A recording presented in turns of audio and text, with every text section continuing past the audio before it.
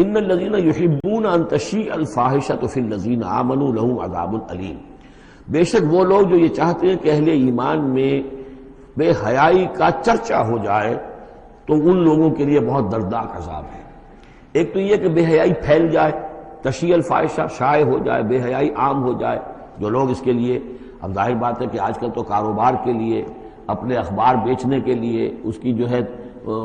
اشاعت بڑھانے کے لیے نئی سے نئی قسم کی رنگین تصویریں شائع کی جا رہی ہیں، یہ سارا کچھ ہو رہا ہے۔ کسی شے کا اشتہار دینا ہو، عورت کی تصویر ساتھ ہوگی،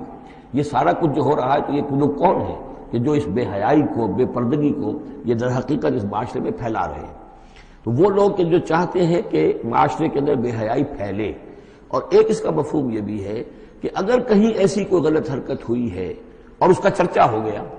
یہ آج ہمارے اخبارات کے اندر بہت بڑے پیمانے پر ہو رہا ہے، یہ اسکینڈلز شائع کر دیتے ہیں۔ اب وہ بات صحیح بھی ہے یا نہیں، غلط ہے تب بھی، لیکن ایک بات ہے اس کا چرچا ہو گیا، پورے دنیا کے اندر پہنچ گئی۔ اب ظاہر بات ہے کہ بچے بھی پڑھتے ہیں، بچیاں بھی پڑھتی ہیں، ان کے لیے تو گویا کہ یہ ایک ان کی معلومات کا ایک کھاتہ کھل گیا کہ ایسا بھی ہوتا ہے۔ جس طریقے سے آج کل ہو رہا ہے معاملہ، اس کو جس طریقے سے اخبارات میں شائع کیا جا رہا ہے، تو اس کی اس اشاعت کے اندر خرابی کا پہلو زیادہ ہے، مضر پہلو زیادہ ہے۔